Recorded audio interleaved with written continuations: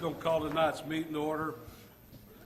First, we'll have the invocation led to us by one of our police chaplains, Keith Tower.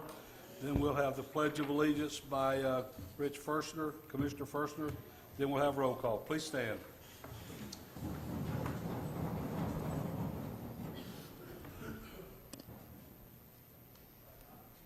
As we have our invocation, please allow me also a moment to speak a blessing over our police officers, as this is National Police Memorial Week. Father, thank you so much. God, we choose tonight to think of you first as we open our meeting and take care of business across our city. And God, we're asking your hand of blessing on our city, God, on our mayor, Father, on our commissioners, God, on all those who serve to make our community much better. I'm asking you, sir, that all the business that would take place tonight would be honoring to you. Father, we speak a big blessing over all of our police officers, God, all of our first responders, God, particularly those who are being honored tonight for their heroism, God, for their bravery and their courage. And God, each one, whether they receive recognition tonight or, God, they just go about faithfully executing the duties to keep us safe. Father, we're asking you that you would guard them, you would protect them, God, that your eye would be on them. And Father, we thank you for the privilege of having such brave men and women in our community. In Jesus' name we pray. Amen. Amen. I pledge allegiance to the flag of the United States of America and to the republic for which it stands, one nation, under God, indivisible, with liberty and justice for all.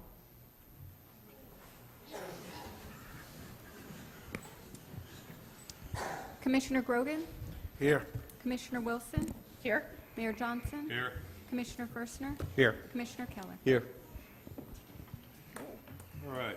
Presentations and proclamations. Tonight we have recognition of patrol officers for their heroic police action. Police Chief Charlie Brown and Assistant Chief Kosker, we'll let you take over. Thank you, Mr. Mayor, Commissioners, and Mr. Frank. On July 12, 2016, the nation's deadliest mass casualty shooting occurred at the Pulse nightclub in Orlando. The Orlando Police Department requested emergency assistance from surrounding law enforcement agencies, as no one agency could have handled this event of such large magnitude. Clearly, the chaos of the horrific incident, coupled with the subject was still shooting and the number of mass casualties required assistance from the law enforcement community. The Ocoee Police Department was one of the agencies that responded to the call. The department was recently recognized for our response at the Orlando Police Department's awards ceremony. The department received a unit citation for responding to the call and having our officers assist with the events that night.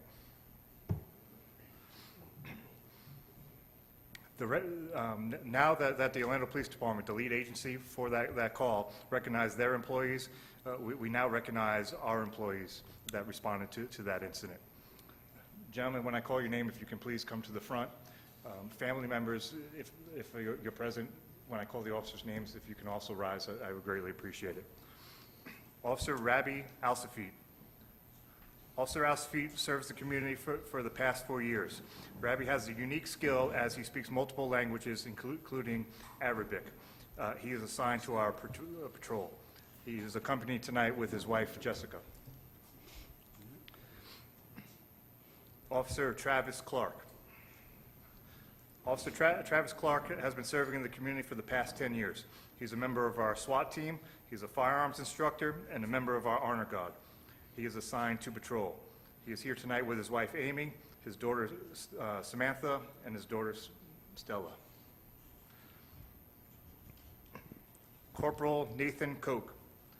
Corporal Koch served the community for 9 years. He started with the Ocoee Police Department as a Ocoee Police Explorer and is currently a corporal over the night patrol shift. He's also one of our residents.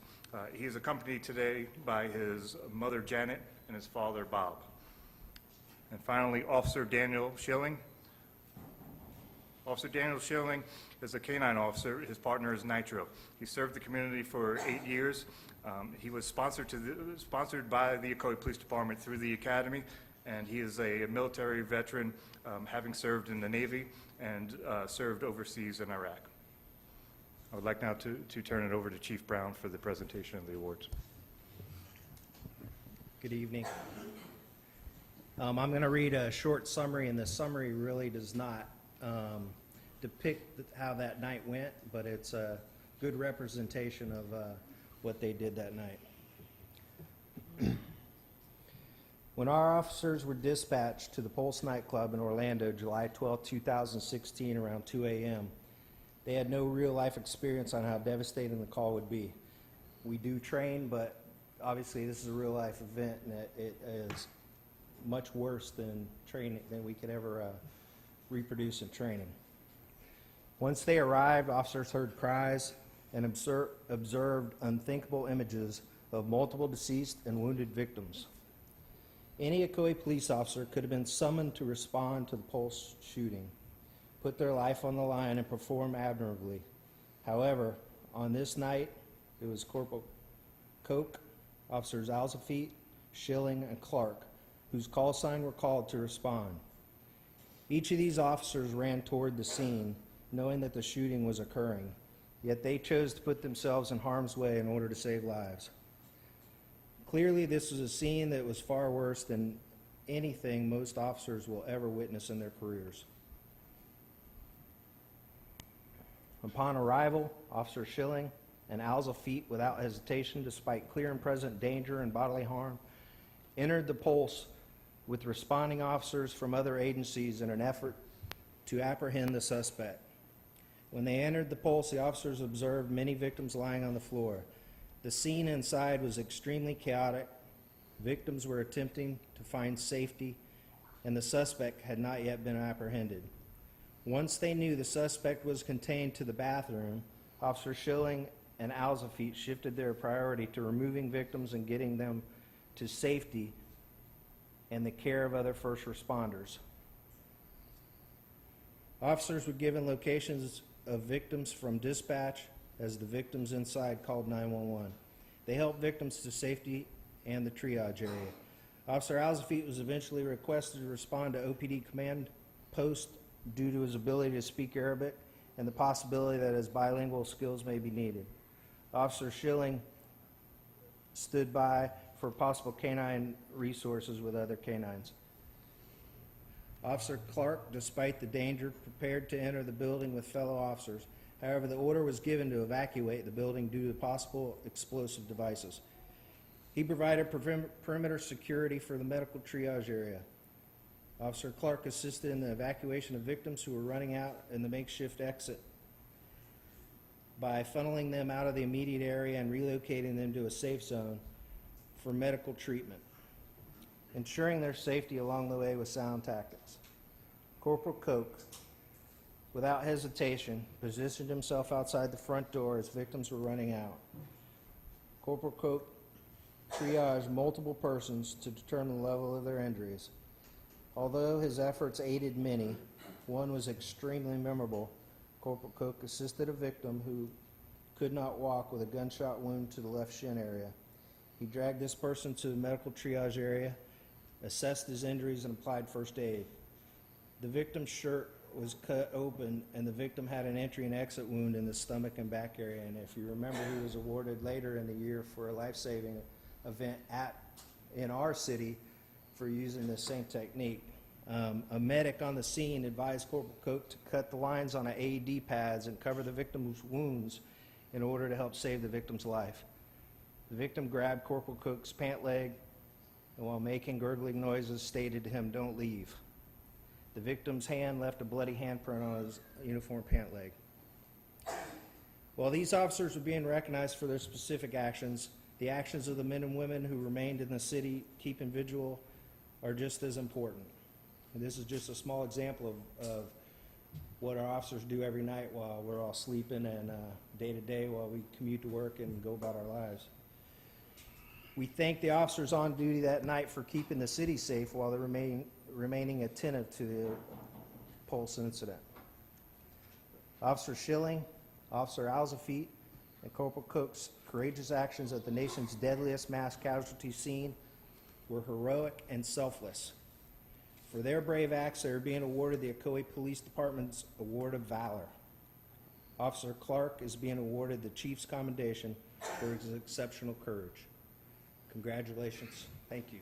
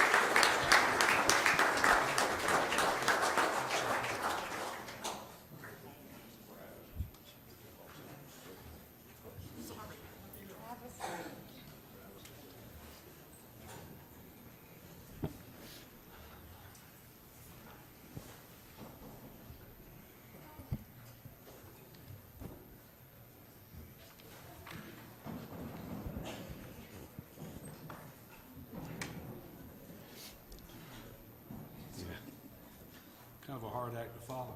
Yeah. Yes, that is. I was just gonna say.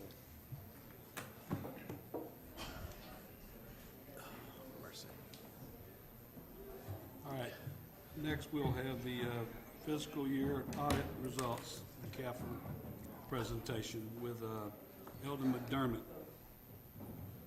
CPA. Good evening. I'd like to briefly take you through the results of the audit for this last fiscal year.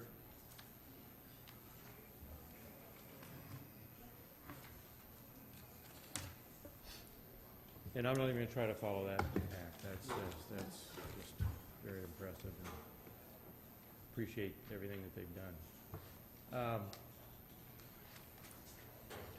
If you have any questions as we go along, I'll be happy to answer them for you. I just want to go through a few of the highlights. As you had in the past, we've given the finances of the city an unmodified opinion, which is the best or the cleanest opinion that we can give the city's finances. Other reports that we had is that the city is in compliance with the laws and regulations as it relates to financial matters. We did have one management letter comment this year as it relates to some preparation of timely bank reconciliations, and we've sat down with management and gone through that, and actually their response to that comment is in the report as well. And I know they're already working on implementing that. The general fund balance, which is something that we focus on because that's where a lot of the activity happens within the city. It increased by $3.5 million to $16.3 million. So a very good, healthy increase for the year.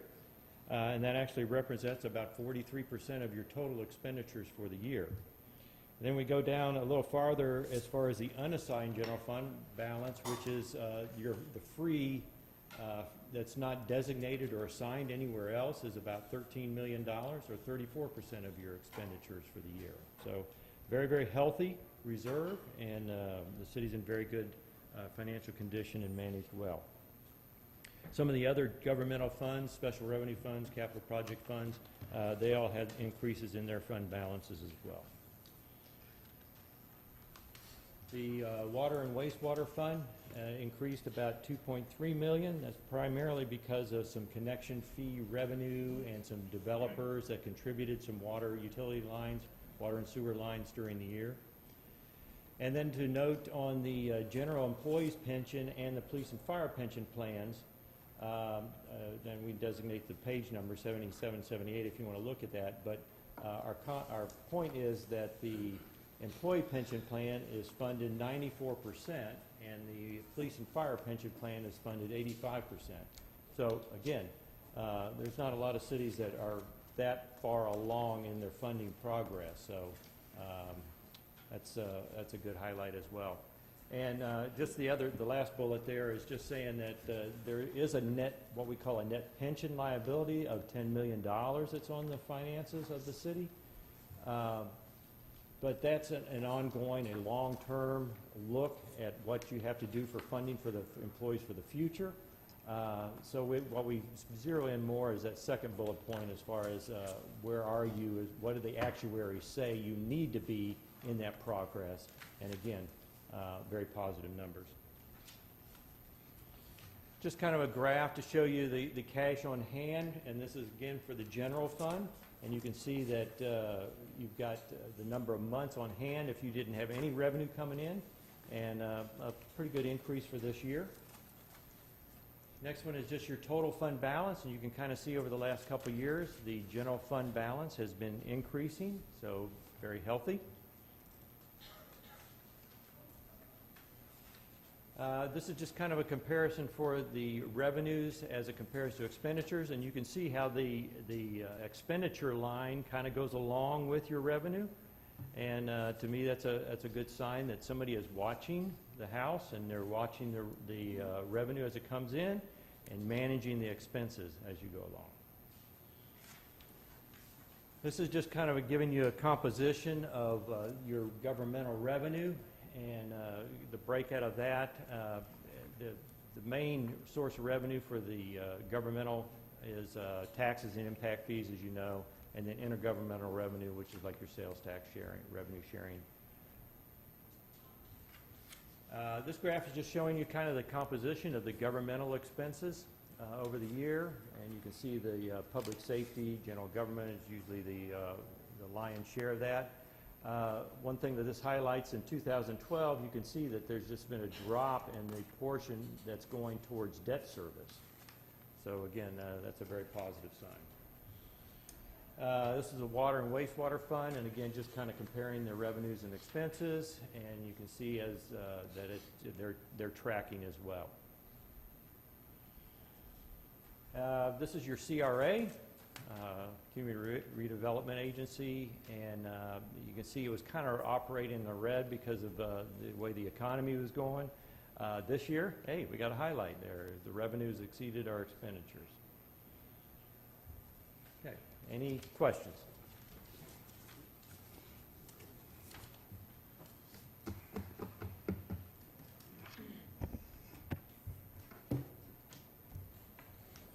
Anybody on the dais have any questions?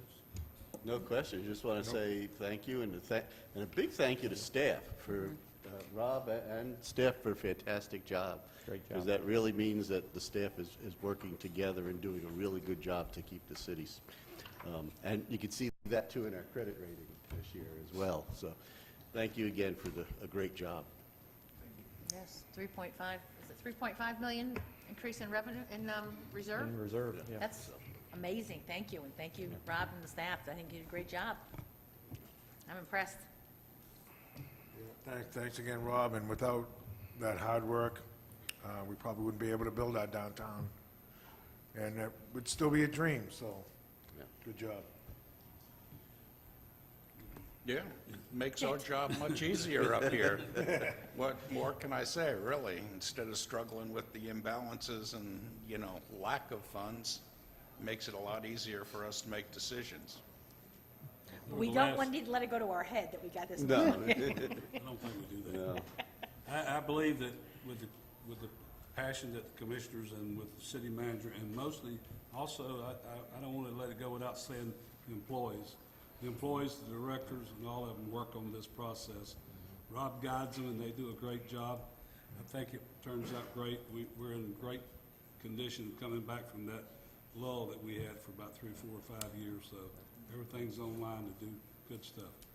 Thank you. Thank you. Thank you. All right. Legislative update. Chris Carmody and Robert Stewart Jr. with Gray Robinson.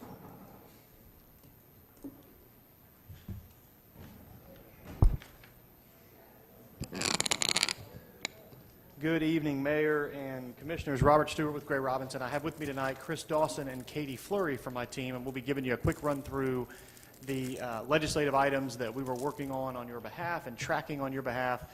What you'll have in this presentation is incredibly comprehensive. We're not going to go through it slide by slide, and we won't go through it line by line for sure, but we'll provide this to your staff to be given to all of you in case you have additional questions that you want to reach out to us about. We know you have a full agenda, so we'll do our best to be cognizant of that.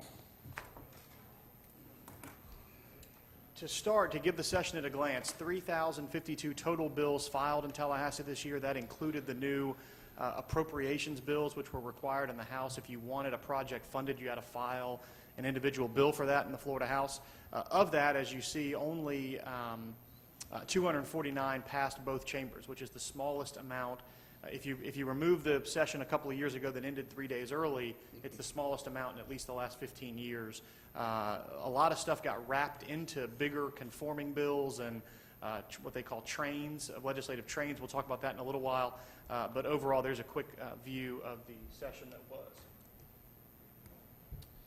So the budget, of course, the only constitutionally mandated requirement for the legislature is to pass a balanced budget, and we got a budget passed almost on time this year. You'll recall that we went a few days over to allow for the constitutionally required 72-hour cooling period, but this is a brief synopsis of the budget that was passed for the fiscal year 17-18. And notably, $60 million larger than the current year's budget, which is not a big increase.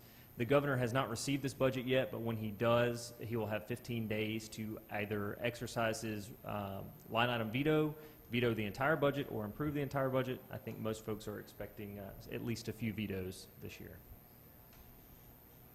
And the tax package that passed, business rent tax, they lowered it 0.2% from 6 down to 5.8. The back-to-school sales tax holiday will be the beginning of August, and the hurricane preparedness tax holiday will be June 2nd through 4th.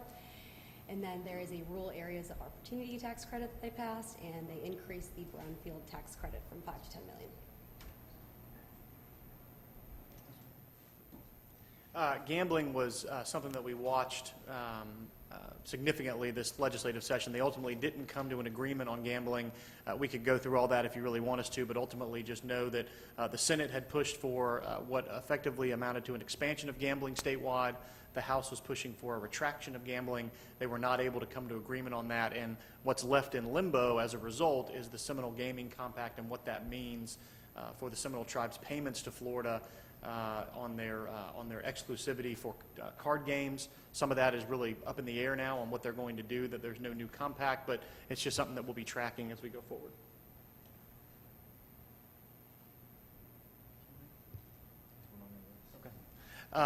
Pension reform was really a statewide thing, that less important for you guys, but important to know that the House and the Senate are often making trades in the legislative session.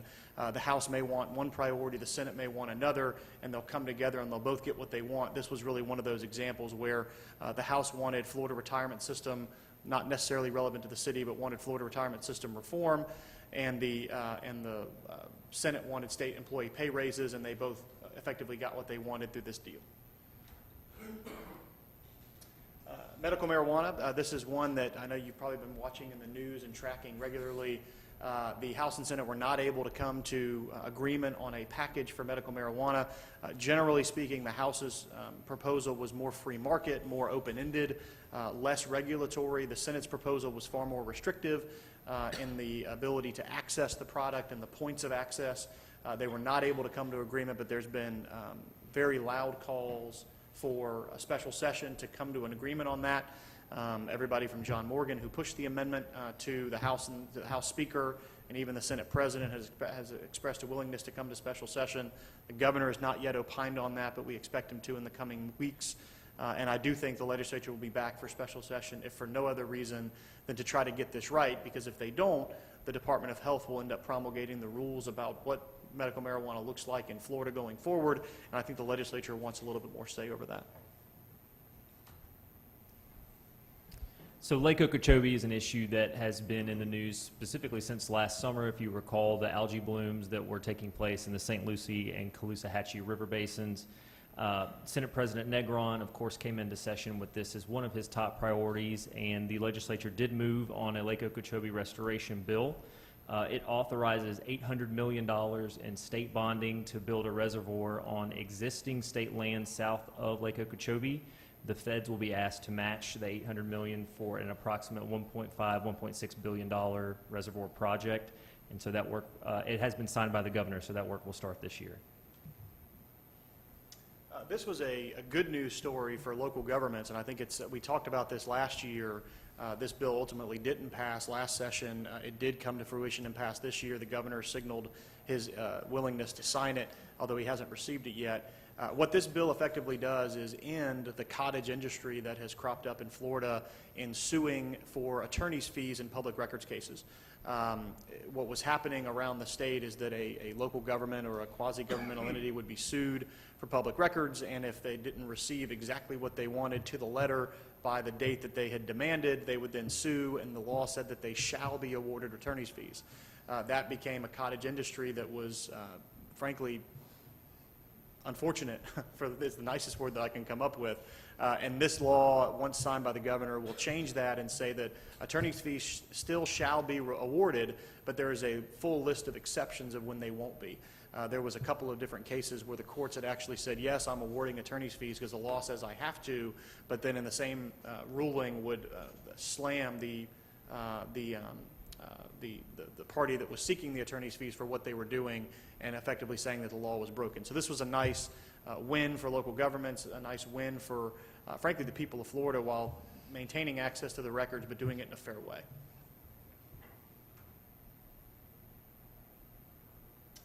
We'll talk, I'm just going to briefly go through that. Higher ed and the conforming bills, what I'll mention about these and pre-K-12 is also the same thing. There was a significant amount of, and you may have read about this in the papers, and it's one of the things that the governor's office is looking very closely at. Throughout the course of the session, there was a lot of policy that was put into conforming bills. Conforming bills are traditionally meant to take the budget that the legislature is about to pass and conform the law to it where there's places where the law and the budget don't mix. This year, many hundreds of pages of new conforming bills were put into law and passed on an up or down vote by the House and Senate. And once a conforming bill has come up or has been published, there's no chance to amend it. It's a simple up or down vote on the conference report that creates the conforming bill. The governor's office is looking at these conforming bills like the higher ed bill, like the public education bill, pre-K-12 bill, that are jammed full of not only money but policy that wasn't necessarily vetted in the traditional legislative sense. And there's angst on this bill, in particular the education bill, and the major policy shifts that are made in that without a thorough legislative vetting in the traditional sense.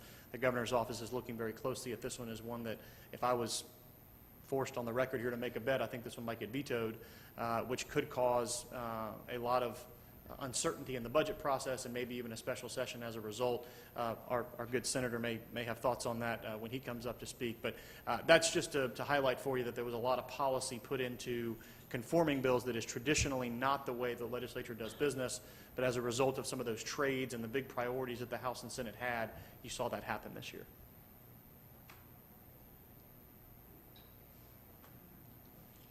Part of those conforming bills that he was talking about had Visit Florida and Enterprise Florida in it. It was the Displaced Homemaker Repeal Bill that ultimately became the vehicle for Visit Florida and Enterprise Florida. They put down Visit Florida funding to recurring, but only at $25 million, and EFI goes down to $14 million.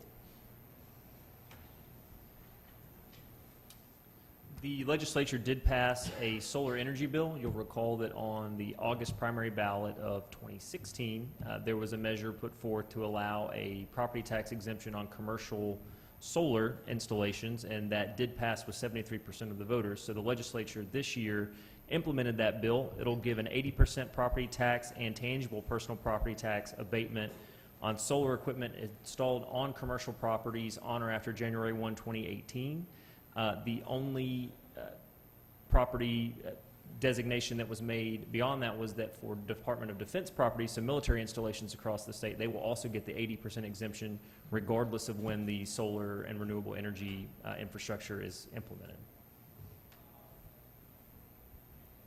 The super homestead exemption passed towards the end of session. It will increase it. It'll go to the ballot in 2018 to increase it $25,000, and if approved by the 60% vote that it needs, it won't take effect until January 2019. Yeah, this is another one just to highlight that, those trades that we talked about. This was a major priority of the House of Representatives, and the Senate ultimately came along and passed it largely in exchange for, at least the way the timing all worked out, for the Lake Okeechobee bill, which was a major priority of the Senate. So again, it'll be on the 2018 ballot. They did, in a late amendment by the Senate, they did mitigate the impact to local governments by not having the $25,000 be on the first, not be in addition to the 50 that's already there, but on the first 25,000 of the second 100 in value, which mitigated some of the impact to local governments. But it's huge. It's a $600 million statewide impact to local governments that I think chances are that thing's going to pass when it hits the ballot, and we now have to begin planning accordingly.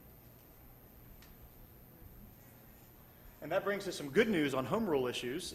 There was a lot of bills passed, as has become the norm in Tallahassee, unfortunately, that are largely attacks on home rule. 3 that I'll mention that did not reach final passage, and we were able to work in partnership with our friends in the Senate largely, and the League of Cities and the Association of Counties. Things like the local business tax, which would have, the first draft of that bill in the House would have not allowed you to charge a business tax more than $25. That was changed throughout the course of the session, but ultimately that didn't reach final passage. The House had a bill on local regulations that would not have allowed local governments to regulate business and professions in any way, shape, or form. We were able to stop that bill from movement, which was a nice victory. And then vacation rentals. I don't know how much of an issue that is in the city of Ocoee, but in several cities around Central Florida and around the state, they face a challenge with vacation rentals and their ability to regulate them. There was a bill that was out there that would basically say you cannot regulate a vacation rental any differently than any other property, and that ultimately didn't reach final passage in the Senate. That, of the 3, if I was looking at next session and saying which has the best chance of passage, it's probably the vacation rentals bill. It was close to passage in the Senate. They just ultimately ran out of time. So that's one to keep an eye on. And then you mentioned your CRA earlier in the last presentation. There was a bill that would have changed the way CRAs are done in Florida and maybe even made them impossible to do on a going forward basis. And that bill was also stopped, largely thanks to our friends in the Senate. And that brings to the best news. And I will, when we hand this over to Senator Bracey to talk about this and some of the other things that he worked on this session, we do have $700,000 in the budget pending governor's approval for the multi-jurisdictional police training center here in the city of Ocoee. A nice victory to bring home. We need the governor's office to obviously approve that money. But I can tell you in the final days of session, when budget spreadsheets and offers were flying back and forth between the chambers, this project doesn't get funded at all without Senator Bracey and without Camilla Brown in the House and several other House members, Republican House members from around the community who came to the defense of this project saying this isn't just an Ocoee project, it's a regional project that happens to be based in Ocoee, and we are leveraging those members to the best of our ability in partnership with our firm and others to make sure the governor's office approves this. So we're working on that. Again, as Chris mentioned earlier, the governor's office hasn't received the budget yet, so we still have time. The letters that you guys had signed back in January by all the different cities that would use this are incredibly impactful as we look ahead, and that's one that we are hopeful for in the next couple of weeks. And with that, we can answer any questions, or we can hand it over to Senator Bracey, whatever your pleasure is, Mayor. Thank you. All right, thank you very much. Anybody, any questions? Do they know when it's going to be handed to the governor at this point, or is it There's been no public announcement of that. 2 years ago, the governor, you might recall, preemptively vetoed preemptively approved the budget with his line item vetoes. My conversations with the governor's office have not indicated that they intend on doing that again this year. They are taking their time on it. The governor's office isn't kidding when he says that he didn't have any time to look at it ahead of time because it was all done very quickly at the very end of session. So they can wait, frankly, as long as they want up until the deadline of the new fiscal year on July 1st. My guess is it's in a couple of weeks. The governor's office will get it along with a host of other conforming bills, but there's no hard and fast deadline for when they have to give it to them. Anybody else? Well, I'm going to thank Senator Bracy for voting against the $25,000 exemption. I hope that our residents in 2018 truly look very seriously at that exemption, because as I've seen it written some places on the internet, it's fool's gold. And I hope when you go to vote on that, that you will give it a lot of consideration before you, should I say, make your pen mark, because it will affect us in the city. So again, it's a personal choice. I foresee whenever we put $25,000 on a ballot, that it does, should I say, interest someone. But I would hope that our residents please read that information very carefully. Anybody else? Okay, thank you very much, guys. Appreciate it. Thank you. Thank you. Next will be the State Senator Randolph Bracy, District 11. Hello, Commissioners, Mayor, staff. Yeah, this legislative session was quite interesting. I'll just mention the homestead exemption. I understood what the effect would be on local governments, and so we did our best to fight against that. Again, it was a House priority and not a Senate priority, and some of those things were kind of forced on the Senate. If we didn't vote for it, the entire budget would have been blown up, and we would have pretty much had to start from scratch. So, again, it's a negotiation between the House and the Senate. And to mention the multi-jurisdictional facility, that's something I worked hard on to get funded, because I know it's a priority of this commission, and hopefully the governor will sign it. So just to mention the zip code issue that I've been working on at the federal level. It is H.R. 75, and it has passed the first committee. It was at the House floor, and there was recently an amendment put on there with a Medicare provision on it, which now basically it now has two other references that it has to go back to because of this amendment that was put on. The sponsor of the bill, which is also the chairman of the first committee, basically the postal committee, he is working to try to bypass the two committees. It has to go through Ways and Means and Energy and Commerce. Now he's trying to get it to bypass it and go right back to the floor. But again, that's kind of where it stands. I expect this issue to be worked out in the next couple of weeks to where it will get to the floor, and from there it goes to the Senate. Now, to be quite frank, the Senate does not like the Medicare provision that was put on it. I anticipate that they will strip it out, send it back. The House, I believe, does want a postal reform bill to pass, so I think eventually they will take the Medicare provision out, send it back to the Senate, and hopefully it'll be signed. So I just wanted to give an update on where the zip code issue was. And with that, any questions? All right. Commissioner Wilson. Is there a Senate, thank you for being here, is there a Senate companion bill? No. No, what is going to happen is that this House version will be sent to the Senate, and they will either pass it the way it is or amend it and send it back. But my understanding is that it isn't.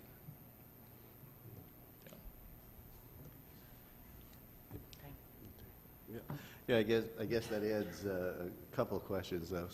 So one, does that mean that Senator Rubio and Nelson's Senate bill is dead, or are they still pursuing that? Is there any chance of them taking some of those zip codes and some of those commemoratives to the different places out if there's an issue with the campaign reform bill or the postal reform bill? Just so I understand your question, could you repeat the question? Yeah, right now I know there's a standalone bill in the Senate that Senator Rubio put in and Senator Nelson co-sponsored on the zip code. Right. Last year, one of the things that they had done in the end of session was taken that out of the postal reform bill and had a separate bill for just zip code changes and commemorations for some of the other post offices for generals and things like that. And so last year, I know they had done that. If this postal reform bill gets jammed on the Senate side, is there any chance that the House will take that out of the postal reform and basically put it in a standalone again? There's a chance, but for an example, if that bill were to come to the House right now, that committee would hold it up. They basically want the bill that's moving through the House now with all of the zip codes in it to move. And what really is the problem is that there are a lot of different members that want the zip code issue to move forward. And so, because somewhere or another they have an interest in it somewhere in their state. And so, well, that was why I was thinking that, and have all of those zip codes and all of those changes, not so much, I'm just talking about getting rid of the postal reform, if you will, section of it, and just narrowing it down like they had done last year. Not just so that it's just the Ocoee one, but pretty much the nationwide, so Nevada, New York, Texas, all get their changes as well.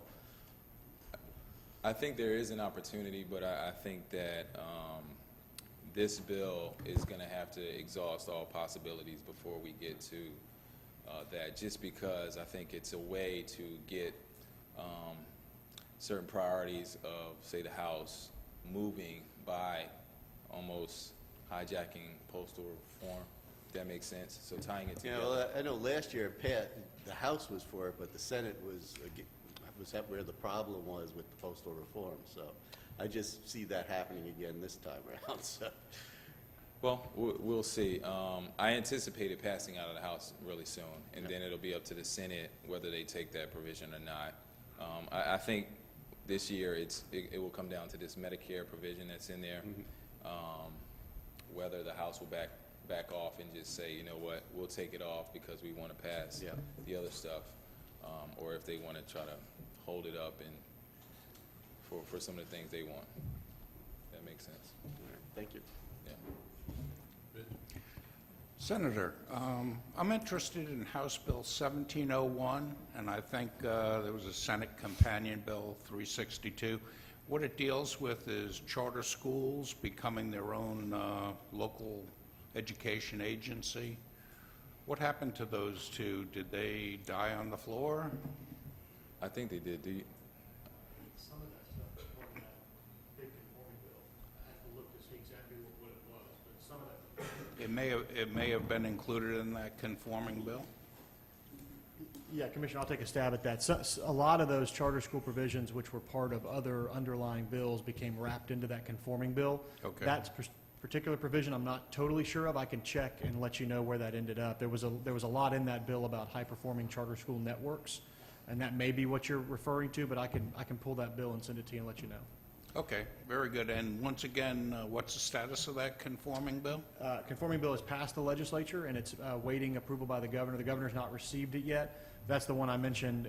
If I was placing bets on which ones might actually get vetoed, that's one of the ones I think could, because of all the stuff that's in it. Some of it's controversial, and then the way that bill was put together, really wrapping 55 different issues together in one 280-page bill on the last night of session. is not sitting well with some people. Okay, And- thank you. Yeah, and I can speak to that. The governor's office called me yesterday asking my opinion on it, and if he were to veto it, where do I stand? And I didn't vote against that I did vote against the conforming bill. I thought it was a terrible bill, and I anticipate he will veto it. So, I understand. yeah. Thank you. All right. Anybody else? I have a question for Senator Bracy, if you don't mind, or comment. Since what we're lobbying for is for, we have, I think all of us have sections in our in our districts that are related to this postal zip code issue. Of course, mine is Rose Hill. And I would like to ask if, as our lobbyist, if you would have a problem with me arranging a meeting to come and talk to our Rose Hill residents, if I can gather them in. And I guess there's probably some other residents that others may have that may be affected by this, because I doubt the ones that have the Windermere address are really worried about it. That's what they, wasn't that mentioned a long time ago? But those are businesses down there. Yeah, there may be some in 4 and 1. I know we've gotten a few. There may be a few others. I don't know if All the north side's gonna have. that you're eventually gonna have that be a problem, but you'll be getting a Popco, right? Yep. Okay. The So, new I mean- houses we're building are gonna have a Popco mailing address. So I would like to arrange a meeting, and the commission is agreeable, and should I say our lobbyist, Mr. Bracy, what do I call you, Senator Bracy, or is it the lobbyist, Mr. Bracy? If you'll- Senator Bracy. Senator Bracy. If you will agree to sit down, and maybe, it might be like a half an hour, 45 minutes, but I think those folks, especially with mine and Rose Hill, they want to know what's going on, because that's a topic that has plagued them since they came into the city. Sure. I'd be happy to, and not just in your district, but any commissioner's district, I'd be happy to do it. I think we're farther than we've ever been as far as the zip code issue. We got really close last year with it passing the House and them debating it on the last night of session during Congress, last year. So I think that we'll get there again, and I'd be happy to. And hopefully there's more updates by the time we get together, so I can give them more information as to where it is. So Because I I'd be think happy these to do it. folks would do a letter writing campaign. I mean, it's like, what do we want them to do? Because I think we've learned over the years, at least with the state, the more contact we have, the better. Sure. And I'm hoping that, it's, again, knowledge is a lot of power, and my residents, there's 240-something homes in there, and they want this to pass. So I think, again, we give them the knowledge they need to move forward. Absolutely. Thank you. Thank you. I'll plan that, and then I'll after Senator Brace, it's hard for me to change that. I'll go ahead and let the commission know, so if anyone has anyone they want to notify. I guess we can use the chamber right here. Is that agreeable? I think if you're gonna do it, you need to post it for a meeting and have them all, because it's, tells. And- Yeah, I mean, right. You're Just talking about, post the meeting and have it here, and just invite everybody, because it entails all the new area on the north side of town. Yeah. I had a gentleman just bought a house up at a golf course in Sepopka, mailing address. He thought he lived in Apopka, I said, no, you live in Ocoee. So it's not just in Rose Hill. Yeah, I was gonna say, it's not Rose Hill anymore. It's definitely over by 1 and 4. well, again, letting your residents know, I'm gonna make every effort I can in Rose And Hill. yeah, because in that, for instance, we annexed in Rose Hill from Orlando, that's why that zip code's where it's at. We've got the problems where we're putting them into town brand new, and it's getting put into other mailing addresses. Right. Well, Okay. the way it's written, every part of the city of Ocoee in the city limits will have the same zip code. And so, hopefully you won't have to deal with that once this passes. That would involve future development too, correct? Yes. Okay. Yes. It's written that way in the bill. All right, Thank you. thank you, Senator. Thank you. All right. What we're going to do now is go to comments from citizens and public. If you have anything to talk about that's not on the agenda, now's the time to do it. Fill out a form. Mr. Manaki, you can come up. Are you going to discuss President Hayes? City Hall? I don't think that's on this.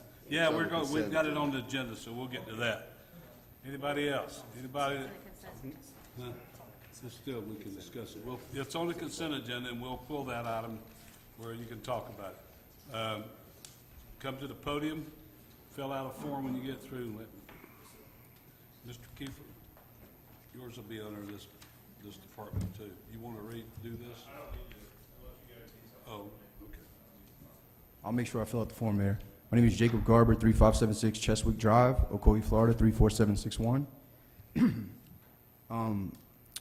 I do appreciate the senator coming here tonight, and I just wanted to bring up something that I didn't hear discussed while he was here. About 4 weeks ago, I remember that you guys discussed your interaction or feedback from the senator, and I believe I went over and looked in the YouTube video that you guys hadn't heard anything since January. And it's now middle of May, and I know we have a lobbying contract with the senator for $20,000, if I believe correct. And I do know he's obviously helping us out in in the Senate with the zip code, and I know he's also done work prior. But I do think there needs to be a protocol with him coming with some information to the table for you guys, and I think it should be said. I don't know enough to how to lay it down, but I just wanted to bring that up. Thank you. We've addressed that issue by sending notice to him. Okay. Thank you. Thanks, sir. All right. Nobody else? All right, we'll close that and go to staff reports. Thank you, Mayor. One item this evening, it's an emergency item. You have a copy in front of you for consideration. See approval to execute the purchase agreement and all documents incident to closing on 2 North Bluford Avenue. I think you're all familiar with the property. It's a key parcel for the reconfiguration of the downtown streets and the Bluford Avenue streetscape project we're about to do very shortly. Taking advantage of an opportunity here, I think what staff was able to negotiate is about 80% of the purchase price that was listed, and we need to execute this contract. We've got everything finished, all the legal documents finished, and we need to do this prior to the next meeting. So that's what we would ask you to execute the document for the purchase that you have in front of you. All right. What I need is a motion for the contract to execute purchase of the item we're talking about here. Make a motion to approve? Second. Motion made by Commissioner Wilson, seconded by Commissioner Keller. Keller. Kelly. All right. Anybody want any comments before we One discuss? question.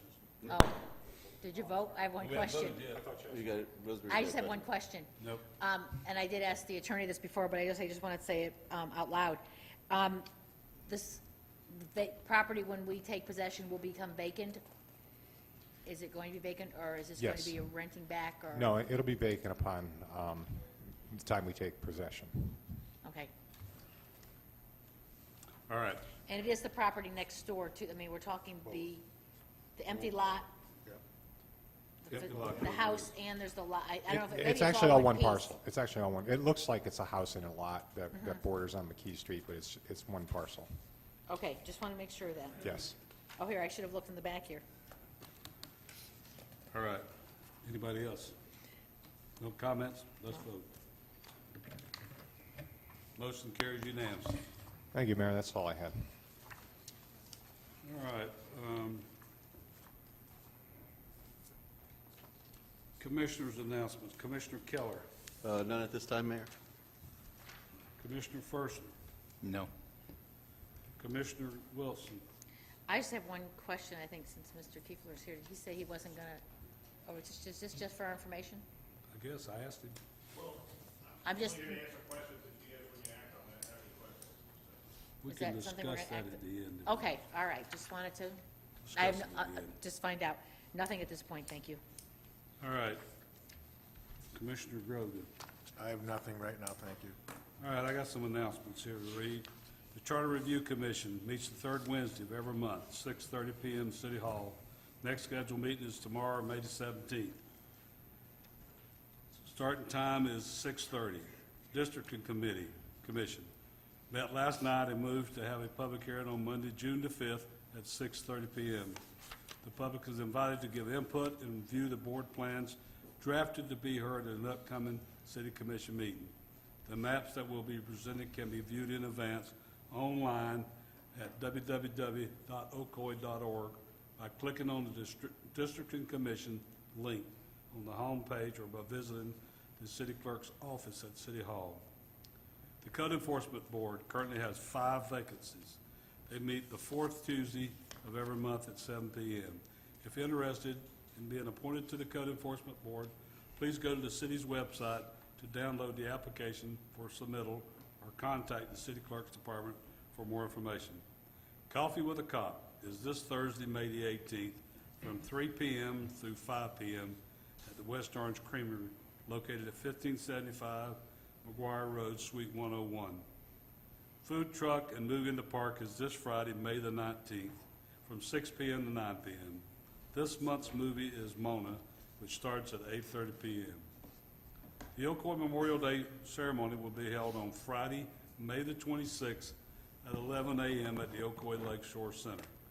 Army First Sergeant Daniel Kulajan, an Ocoee resident, will be the keynote speaker. Please attend to honor our fallen soldiers. After the ceremony, refreshments will be served. In observance of Memorial Day, City Hall will be closed on Monday, May the 29th, and no trash collection is scheduled for that day. All right. We'll get calls on that. All right, let's go to the consent agenda. Make a motion to approve pulling number 8 so Mr. Menacke can discuss it. Second? All right, motion moved to approve consent agenda with item number 8 pulled. Commissioner Keller, did you make the motion? Yep. Commissioner Keller made the motion. Commissioner Wilson seconded the motion. Let's vote on the agenda. All right, now we can discuss item 8. That is approval to award development of design criteria package for new Ocoee City Hall. You want to come up and talk about it, Mr. Menacke?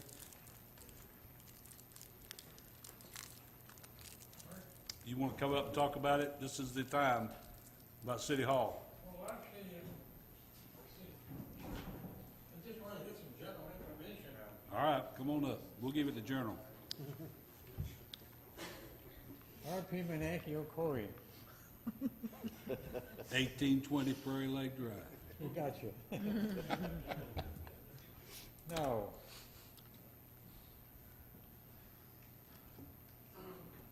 What do you need to know, Mr. Menacke? What got me in, is the square footage of the new building will be 40,000 square feet? Yes, Just for comparison, what do you have here? 30-something thousand. 30-some thousand. And what is the reason why you actually have to need it? Or what, do we need it? Well, I don't, I'll let you talk to the powers to be about it, but I know that we're in over 30 now, and we're packed in the, split up into offices. We've cut them up all over in here with people in them. We also have the building next door that's part of this building, so we're packed in. If you build a new building, you do not want to build that building not to be where you can use it 10, 15 years down the road, or 20 years down the road. We want to be able to expand when we expand. Our city's supposed to go to 75 or 80,000, Mr. Menacke, in the next probably 10 to 15 years, 20 years. Oh, okay. So we're at 40, say So it's 44. for the future, huh? Sir? This is basically for the future. Yes, sir. We don't want to build it and then have to come back and do something again. So what's going to be built here in the same lots up in the corner there? or Yes, sir. something? Yes, sir. We own the lot there. Okay. It also helps, in reality, it helps center our downtown. This land here is valuable to us for the amenities of the city, for the lake privileges and everything else, so we can move the city hall up there and open this up more to the public. Is that it? Yes, sir. Thank you. Yes, sir. You didn't ask him if he minded the going downhill over to the Yeah. podium. I'll let you come sit in my desk and on the chair, and you kind of Roll down. roll down. All right. Motion to approve item 8. Motion to approve. Second. Motion made, seconded. Let's vote. I'm getting there, hold on. All right. On to item number G, Sunbelt Retail Preliminary Site Subdivision Plan. Our city planner room will able assistance through, what's that guy's name? Al Butler. Actually, I'm trying to get the projector system That's working. what I said, I said able assistance. Open in. Should we ask him, how do you keep the iPad from freezing up on you? How do you keep the iPad? Why don't you just stay alert for an hour? It won't. We're gonna update this system in the new city hall? Yes, sir. Oh, why would you want that? Don't put any money into it now, though. No. Nothing's approved. Where are we, number 12? Okay.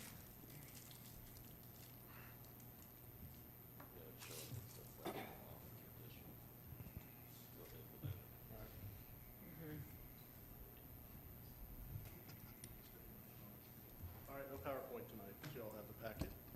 We can, Can you show, yeah, can you show the hell now?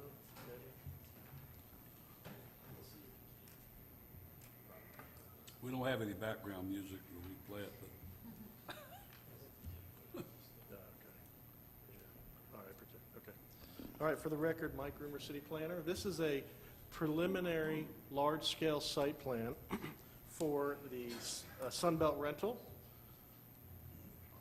on property zoned I-2. The property is located on McGuire Road, just north, adjacent to the Public Works, the City of Ocoee's Public Works property. So it's on the west side of McGuire Road, in between McGuire and State Road 429. There's 27 acres of land, 27.86 acres. There are a couple acres of isolated low-grade wetlands. The zoning of the property is I-2 heavy industrial, has a heavy industrial land use.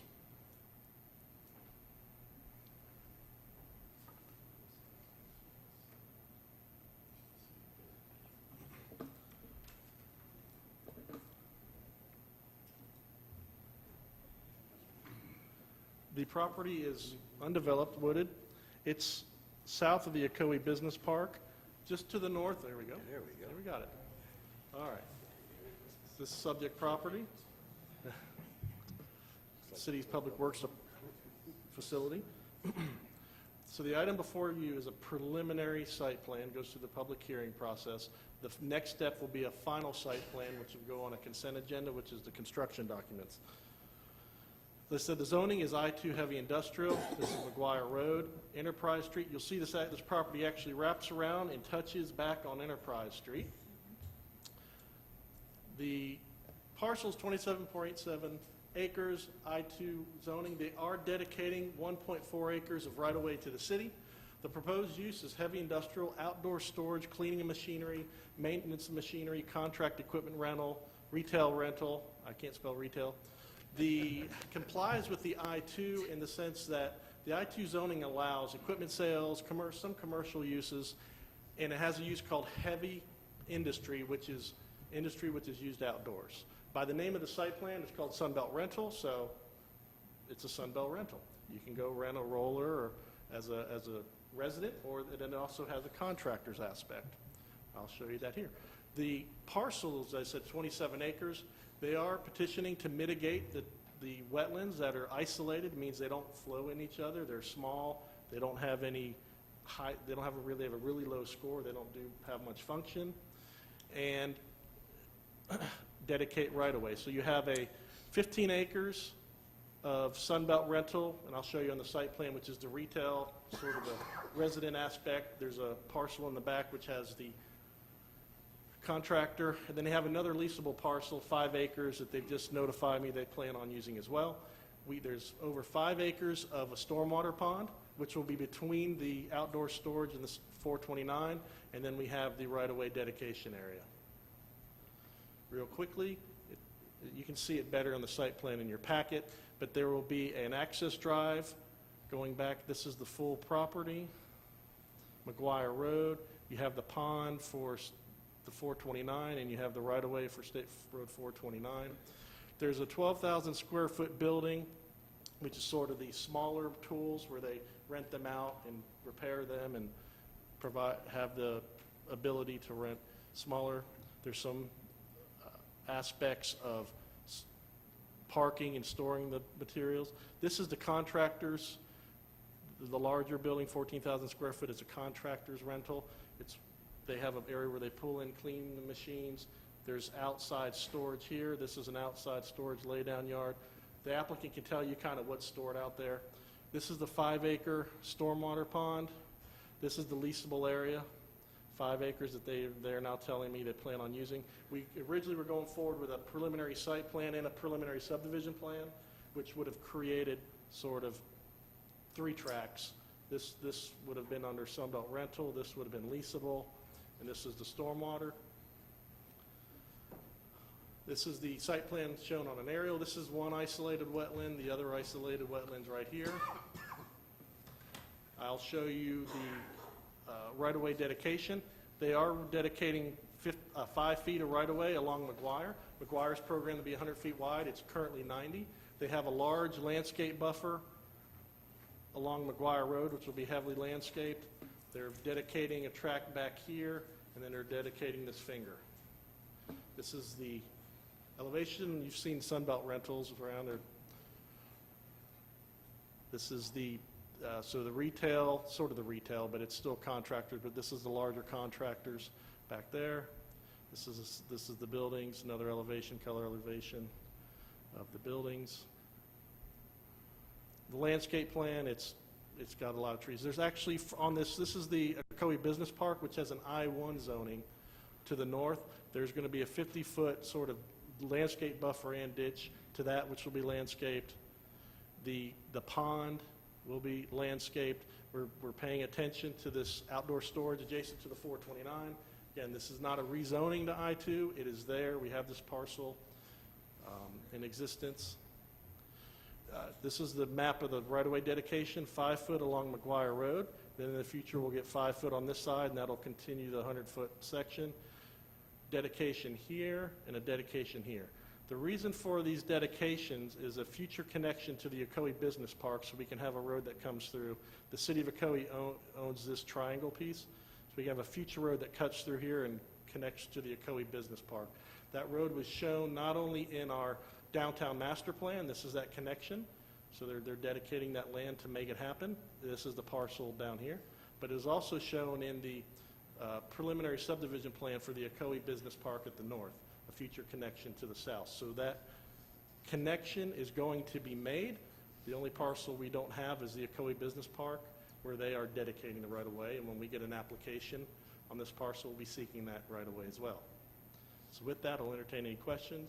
The applicant is here. They have a engineer, attorney, architect, maybe. Banker? That's the problem. And that's my last slide. All right. Any commissioners? Commissioner Grogan? Yeah, I got one question. On the type of equipment, especially the construction equipment, what's the biggest size of equipment you're going to have out there? It's Ken Chapman. I'm from Charlotte, North Carolina. And the biggest equipment we have, well, I'll step back just a little bit. That front building is more smaller equipment. Right. So it could be a guy coming to pick it up in a pickup truck or a small flatbed. Could be a small contractor. The back side is what we call our aerial platform business. Okay. So we have aerial platforms and cranes. So they're back there. There's different sizes. So there's anything from the smaller ones that are only 3 foot wide by about 8 feet that work inside buildings. Right. To the bigger aerial cranes that raise up. Well, I see a lot of places, I'm real familiar with it. A lot of them like to store them with the booms up. Is that going to be the case with this too? We're going to have a real lot of platforms up? Is that the storage technique for that back there? Sometimes we do put the booms up to, you know, part of that's advertising, just to be honest. Right. Part of it is for when you're maintaining them and being able to stack them properly. But all the big equipment would be in the very back. And you would have that heavy landscape area of the pond between there and, is it I-4? Right. And then you have the States Pond and landscaping and woods. Right. So you're really not going to see much from McGuire. All that is our small equipment up front. Okay. Yeah, thank you. Anyone else? Commissioner Wilson? I'm just very pleased at this point that we, and this is a credit to Mike Rummer, that dedicating that back for the eventual coming into a road in the back, that we're doing some planning instead of just kind of knee-jerk reaction that maybe has happened many, many years ago. But otherwise, no. I mean, eventually, I mean, seeing that being able to have access to a business district in the long range is very positive. Thank you. Commissioner First? 260 trips per day additional. You don't see a problem with that being right on the curve of McGuire there? Good comment. The part of the, I mean, 260 trips is not, they're not all semi-trips, and that's not a large trip generator for 20 acres. Right. So what the applicant is providing in the way of access is there will be a left turn lane added, and the left turn lane will extend past the entrance to Public Works. And they're also providing a right turn decel lane into the site. So they are providing relief on movements and help to get those trips off the road so the north-south movement can keep going. Okay, that was my only concern, that being right on the curve of the road there, you know, whether that was going to create a problem or not. I'm happy to see new business coming into town. Thank you. Commissioner Keller? Yeah, on that front conservation area, so there's not going to be anything in that spot then that's going to stay as conservation? No, there's a landscape buffer up front here, and then the wetland will be mitigated, and there's a small ditch, and what they're doing is they're making the ditch and the buffer wider at the top. So you have a full, I think it's 50 foot? 52. Yeah, 52 foot going all the way back. So this stormwater pond, the site drains into the stormwater pond. There's a pop-off here, and it actually, the water does go under the road at this point. So it's kind of trading this for a linear area that performs better. Okay. All right, thank you. I will say that I'm glad to see process is coming near the end where we started on this a while back, meeting with you guys the first time I remember. I thought that was one of the better places for this to be. And it also, we had looked one time years ago at putting a trucking company in there, and this is Yes. way better than that. Crown Trucking, So yep. this is a, and honestly, I don't like to ride the winter garden to rent my hole digger when I'm campaigning. So it makes for an easier process to go about 4 blocks over to your place. So I think it's a great asset for the city. How many employees will you have? There's about 100 employees out of this, and we will be moving 3 of our regional guys who are kind of spread out in the state. That's the things that a lot of people don't understand. That's what I wanted to bring out. The job opportunities, and are some of them going to be open for people around the area to come in and get jobs, or is it going to be all transferred in? No, we're planning for growth, so there will be new jobs. Well, we're here to help you. Appreciate it very much. Well, I appreciate you guys working with us. It has been a little bit of while to go through all this, and everybody's worked hard, so I really appreciate it. No. And I just want to say that at the time of the staff report, we had the P&Z meeting that night, and so the P&Z did recommend unanimously that the commission move forward with adoption. There was a neighbor to the south that had some questions. He was for the development, but he had some questions. So that is not reflected in your staff report, and I just wanted to give you that update. All right. if there's no more discussion, I gotta I gotta open the public. I'm gonna open it to the public. Anybody in the public wanna make any comments on this issue or this item? Nobody? We'll close it, come back to the podium. Do I hear a motion? Motion to approve. Motion made by Commissioner Wilson, Second. seconded by Commissioner Firstner. No more comment, let's vote. Motion carried unanimously. Thanks, guys. Appreciate it very much. Welcome to Ocoee. Thank you, happy to be here. All right, item H. None. I, second reading of ordinance, public hearing, second reading of ordinance amending the City of Ocoee Municipal Police Officers and Firefighters Retirement Trust Fund, reflecting changes made by fire and police collective bargaining agreements. Police Chief Brown.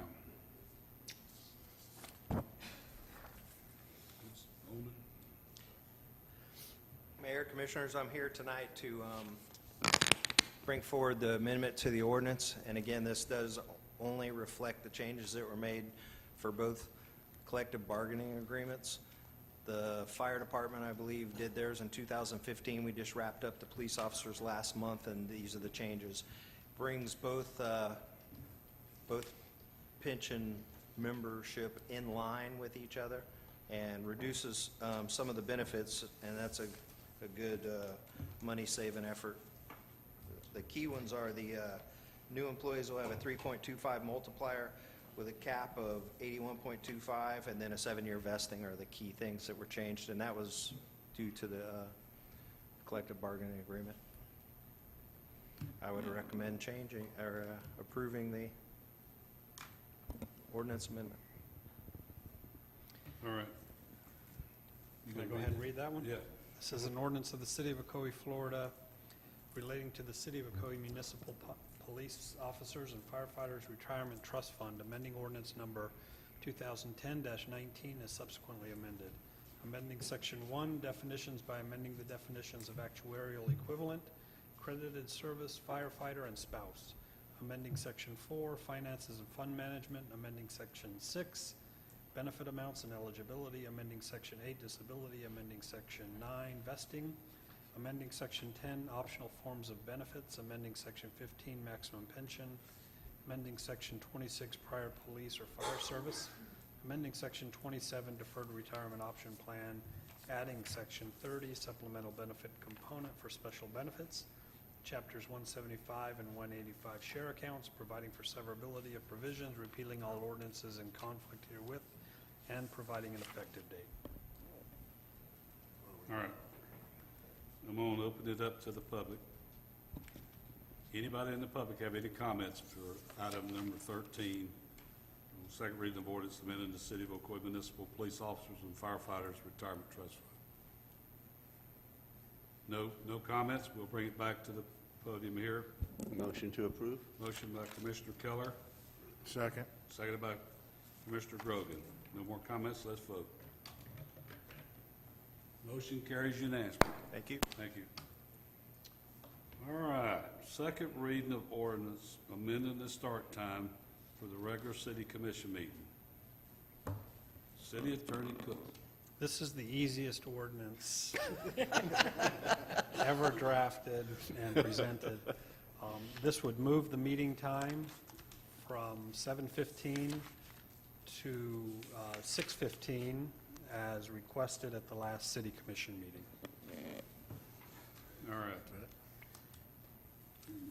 I'll go ahead and, let me go ahead and read the title to this ordinance. All right. This is an ordinance of the City of Ocoee, Florida, amending Section 11-1 of the City of Ocoee Code of Ordinances, revising the start time for regular city commission meetings, providing for severability, providing for codification, providing for an effective date. All right. I'm going to open it to the public. Anybody in the public? We changed it. We changed it to 6:15 at the last meeting. At the last meeting, remember, we amended it to go to 6:15. We got to get you to bed early. No, sir, 6:15. Yeah, we got to get you home early. Yes, sir. All right. Anybody else in the public? Nobody else? We'll close it, come back to the podium. Hear a motion? Motion. Second. Motion made by Commissioner Grogan, seconded by first Commissioner Keller. No more comments? Let's vote. Starting June, what is it? Next month. June the 6th, we'll be starting at 6:15. Let's make sure we put that out into the, on the TV channel and in maybe even the paper. I may be coming in West my shorts from Reserve. work. And I remind, I may be coming in my shorts from work. Yeah, also, now we'll talk about this other issue if we need to. Does it, anybody want to bring anything up about this or comment on, we got a letter here from Chairman of the Ocoee District Committee. Does anybody want to make a comment or address that issue before we close the meeting? I just wondered, is it necessary for them to do anything at this point? Because it realizes that I did read the letter, and if someone comes forward, the point was made, they wouldn't have the knowledge that they've had from the, sitting there in the committee. But is it necessary at this point for us to do anything because it may be contraindicated to, for the effectiveness of this group? But, yes, sir.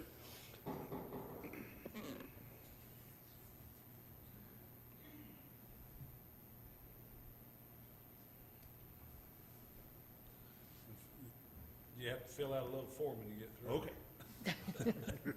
I'll fill her out. Apologize for being a little slow on my knees. Take a little bit to get going here. There was the, you raised a good question. That was a discussion item we had last night. The issue here is, are there consequences? Someone signs up, says they're going to do something, extra effort is made to accommodate their needs, and nothing happens. So all of the commissioners, or the members of the commission present last night, were extremely upset and offended by what has happened. And the majority of us felt that it was something that merited bringing to the attention of the city commission. The city commission appointed the members of the districting commission. As far as what would happen if we didn't do anything, just let this person stay on the commission. The only thing I can think of is that it's an embarrassment to the city. You're going to have somebody, our next event is a public hearing. You're going to have somebody who could show up and sit up here in front of the public and know nothing about what this stuff. It doesn't require a PhD, but it's involved and it's complicated. You can't just pick it up by sitting in a few minutes of a meeting. And those of us that have done what we were charged to do have spent a lot of time going through all the ins and outs of this stuff. And so, we have someone who can just come up without having spent any of that time and participate in the meeting as a member of the commission, and after the fact say, I was a member of the districting commission in Ocoee. So we didn't think that was right. We thought we'd bring it to your attention. Now, the city charter calls for you to, there's a procedure to remove somebody and put somebody new on there. What's the difference between having somebody new and somebody that doesn't know anything, that was been on the commission? Well, at least the person that's new can say, hey, I don't know anything, I'm new. And that's, something that's viable and understandable by the public. And I would personally feel a lot better about that than having somebody up there that says, well, I just didn't come, and here I am. That's the bottom line. Is there any alternates? No. There are no alternates. And attendance there's only 5 members, and we've never had more than 3 present in a meeting. So having one constantly gone really puts stress on the schedule of the rest of the commission. Commissioners, one thing, and I appreciate the frustration. I can imagine that's frustrating. As I kind of looked at the charter, what the process is, it is a pretty involved process to remove someone. There's a resolution that needs to be adopted. A public hearing has to be had if the person challenges it. And then if you do remove someone, you have to appoint someone to take their place within 30 days. Fortunately, I think the Charter Review Commission is kind of winding down. They're to the point early next month. Districting Commission. I'm sorry, Districting Commission. is winding down. They'll have their public hearing for input on the 5th of June, and then it would, assuming they would move forward to present a proposal to the city commission. So while I appreciate the frustration and commission can do what they want, it is a little bit of a process to go through to remove someone and to reappoint someone. And I think given the time of where we're at in winding down, it maybe doesn't make sense to go through that. Those are all good points, and I think, we could have brought it up earlier. We were hoping through efforts that were made by the city staff and the commissioner involved that something would correct it. It didn't correct itself, so we felt we'd be remiss if we didn't bring it to your attention. It's true that we're ahead of the schedule. We're not really obligated to give you anything until August, and we're probably going to give it to you in July at the current rate. So, it's up to you if you want to go through that. Something, I think a lesson learned out of this might be, and perhaps this is for the Charter Commission, but, to make such an onerous process for removing someone who was appointed by the city commission as a volunteer just seems a little bit much. It's sort of like almost Kind like of like government, isn't it? yeah, it's sort of like being in civil service or something, It's, so, anyway. Maybe, here's the deal. You're the chairman, right, Mr. Q? Yes. Don't recognize him when he comes. That way he can't say anything. That's true. I'm just kidding. No, I know what you're saying, but like I said, it might be just an easier situation if you're about done with it anyway. So I don't know. What's up to the commission? What do you want to do? You've heard what the city lawyer said. I realize that. I just have a question. If this is a time that it's in the charter, but the charter review is having their meetings now, is this an opportunity for someone such as Mr. Kiefler or us as a commission to make a suggestion to the charter review? And you have to tell us which way it should go, but maybe to have alternates. Because if you had 2 alternates, you've had 3 people show up, you would then have 5 folks. Yeah. If your pool is larger at that point. And again, with being so difficult to remove somebody, if you had 2 alternates on there, then you would not be in this position. Well, we have alternates on the charter review. Right. Yeah, we don't Right, have any on the yeah, district. but we're not on the district, though. And you can't depend on volunteers to be there each and every time, as you know. I mean, Sure. people can have, Yeah, hey, life gets in the way, as I refer each and to every it, you know. time, but, Right, at least but once. having 2 alternates, yeah, at least once would be nice. But at least having an alternate or 2, you would have this, you may not have the situation that you would have right now. And again, you bring more faces to the table with more opinions. So again, is it something that we could make a recommendation to the charter review to review that at this point at one of their next meetings? Yeah, we could. They are already, I know they're looking at this to make some changes, including moving it from every 5 years to every 10 years, based on the census. So I know the Charter Review Commission is already looking at this section, proposing some changes, so I think that would be an appropriate recommendation. I'll see if I can squeeze by the meeting tomorrow and give them some thoughts about it. And again, I think it's a very valuable comment to Yeah. make. I was on the redistricting, and it's a lot of work. It is. And I appreciate your time and everyone there who's coming their time, but it's frustrating when you sometimes can't accomplish things. Yeah, and again, we felt if we didn't bring it to your attention, we'd be remiss. And so you are the authorities to decide what to do, and we left it over to you. So, thank you. Thank you, sir. Thank you.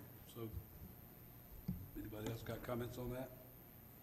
No, I'd just like to apologize, Mr. Kiefler, for the lack of performance on the person that, I appointed to the commission.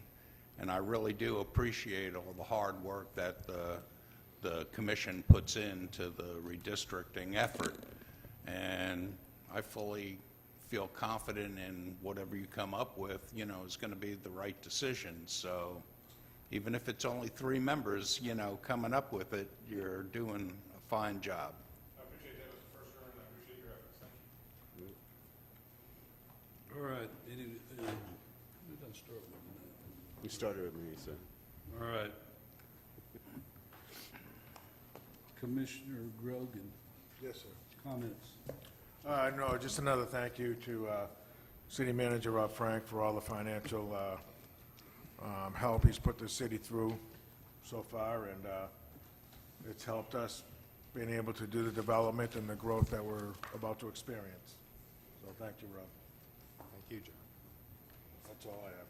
Commissioner Wilson, I believe, according to my calendar, on May 26th, was it mentioned that the Lake Shore Center, 11 o'clock, Memorial Day celebration will be taking place?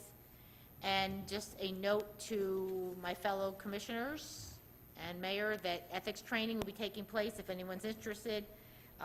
Tri-County League of Cities, our meeting is going to be the 18th. what is taking place? The ethics training, I asked a question about that last time. I'll be out of town, so I guess I can take it in August at the convention. and plus you can do it online. Yeah, I'll take it. You say at the okay, I'm trying to find the most interesting one that we can go to that's the most valuable. But it is going to be the 18th, and I did sign up today, so I know there was room in Castleberry. So I don't know if anyone else is going to attend. Is that something that has to be noticed, if there's going to be more than one of us going to be at that training? Is that something that has to be put on the board? No, they have a lot of I don't think it's anything we vote on, so I don't Nothing to necessarily come. know that you would Okay, have to. just want to make sure, but 1 to 5, just so you know, and contact Marilyn Crotty from Tri-County League if you have an interest in attending. Okay, thank you. Commissioner Fershner.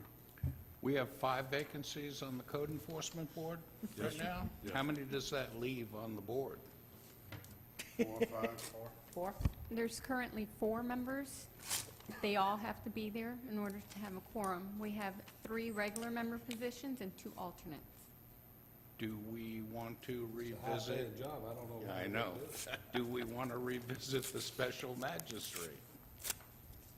That would eliminate the problem of maintaining a board. Let's, that's something to look at. I think maybe each one of us can go out and see if we can find a person. It's not the best making friends committee in the world, but What maybe we districts, can pick up some extra people and try it for a while.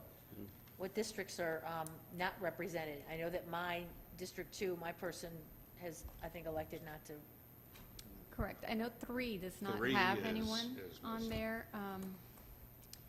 Lender was, I'm sorry, so one of them was from 3, so we need someone from 3. I believe 1 and 2 is represented. I don't know that we have anyone from 4 and 3, but I can double check and reach out to you all. I'll see if I can find somebody. Yeah. Okay, and I just bring that We'll try. No, that's- suggestion that's the up, point. not to have anything to do with past history or anything like that. It's just maintaining the board. We have a special magistrate that deals with all of it. We employ him or her, and that's the end of that. So, just something to consider. That's all. Commissioner Keller? Just, again, wanted to say thank you to Rob and his staff for the job that they've done. Also, again, congratulations. I think Chief Brown said it correctly. You have no idea what an officer has to go through when they go into a situation like that. And for those 4 officers to have got into the pulse and been in there while there was an active shooter, just a tribute to them and to our department. So tremendous thank you for the job that you all do on a day-to-day basis. That's all. All right, a couple things. We have one of our newest businesses at Ocoee I sitting in the back. So if you haven't been there, it's downtown on McKee Street, right? Thank you. Thanks. Everything going good, I hope. Let us know. And she's also there, good participants in our city with the different activities that go on. I want to talk about a couple of issues. I don't know if Steve's still here. On the rant and raise that goes out, and people that, I want to get through too, folks, but real quick, it took 4 days of email and listening, and while I was gone out of town on rant and raise for simple things of recycling. In the recycling process, if we have to re-educate people, maybe we not need to stick out, send some things out in the mailers or on our water bills or something to re-emphasize exactly what recycling does and why it's in the process. They put some things on rent and raise, folks, and I don't know why people won't just call here and talk to us. Instead, they want to go on there, and there's not many raves, there's a lot of rants. So, and I don't have a problem telling you, it aggravates me that they do not even understand. They think we're trying to make money off recycling. Recycling is where we can lower the garbage rates and keep the garbage rates lower. So I just think we need to address the issue. And I called Steve, I know that we say we're not doing this stuff, but if they're, check them, if they're throwing that stuff back or throwing anything on the ground, they need to, what they're doing is presenting an issue to the city. I know people say things and that we don't do some of them, but some of them maybe we do. So we need to emphasize to those drivers that do not throw stuff back out in the yards and things like that. And I'm not saying they do, but I'm telling you, when you listen to that thing, it just goes one after another, after another, after another. But and some gentleman from Seminole County went on that thing and explained exactly what the process is, which I don't know if anybody read it, but it's the process of why we do what we do with recycling. So I just think maybe we would, once a year, send out a little notification of why and what can go in that recycling bin. We actually been going door to door with sending out some team members, going through carts, opening them up before the garbage or the trucks come by, and providing we have a new handouts that describes exactly what we can take. Anything we can do to let them know. Multi-language. We're still, even in the county, it's 54% of the recycling that gets collected on recycle day is going to the landfill. It's just, it's not, it's contaminated, it's not recyclable. So it's a bigger issue than just Ocoee, and I'm not sure how we break over that, because we've been doing a lot of education and one-to-one education and tagging and going the extra effort, because every time we have to take something to a landfill versus dumping it for free for recycling, it's costing us $37 a ton. Right. No, I wasn't trying to. I just wanted to let y'all know. I know it's hard for we go people. above and a lot beyond. of people do not understand what the process. You just don't throw everything. I have a notification because every time I walk to the door, my wife instructs me of what I have to take out and not take out. So she tells me before I get out the door that I can't go there. So Could we I don't know if get? everybody has that deal. Oh, yeah. Oh, absolutely. Is there more stuff that can go in there or more stuff that cannot go in? What's the smaller menu? Stuff that cannot be put in there? We have a list of both. There's some things that What's the definitely say. what's the smaller one? It's an 8.5 by 11 sheet. Can we get one that may be sticky on one side that's permanently, we just put it on the top of their trash cans? We They could. see it every day, they open up the Fill up. top? That's good. We And then, could. You know, it's I know a there's a lot reminder. of them, but every time we give one out, put one on one. Yeah. And we can start handing And them when we out. do issue them, that's where we give them the handout with Yeah, it. but And we also have on put our it- tags, anytime yeah. we tag it, we give them another flyer Right. with it. Yeah, the flyer ends up right back in the recycle bin. So if we can get Yeah, something that's. I see what you're black pointing, yeah, and if you know what could I'm just, saying? A yeah, if you plaque could just is something paste it that on we the just top, put on. or, It's recyclable. Steve, you're gonna readdress the one lady right back about the other issues, right? The one that was on the rant and rave? Yeah, Yeah, we took care of that. okay. You went And back. we're looking, just to let you know, while I've got the recycling platform, next Tuesday, Orange County is accepting bids for recycling. They're no longer going to process recycling. They're off contracting to have someone haul it off. And they are giving them the option for the cities to, their vendor to contract with the cities.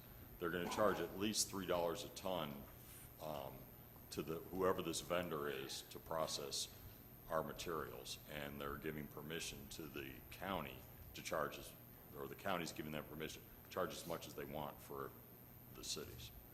So I'll be bringing some changes back to you, letting you know how it's going to affect budgets and things like that, but All right. just so you're one- aware. Thank you, Steve. One last thing. We were talking today, the newspaper came over, and we were giving them an update on what we're doing with the city, with the revitalization of downtown and all the different processes. And we had talked up here a couple weeks ago because people are kind of asking questions now why the dirt shovel's not moving and the process.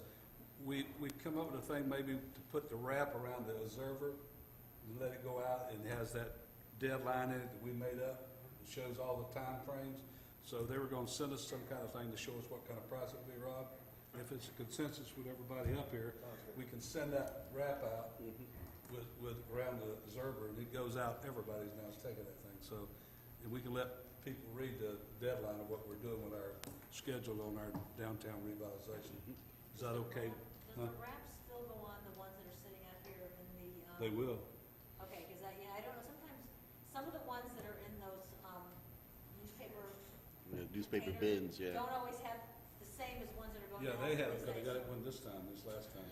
Okay, So it's just a way to let citizens know that what the process is going on in the time frame. So is that okay with everybody? Yeah. Then Rob we can get the process worked. All right, anybody else have any more comments? Meet adjourned. Thank you. Hour earlier next time.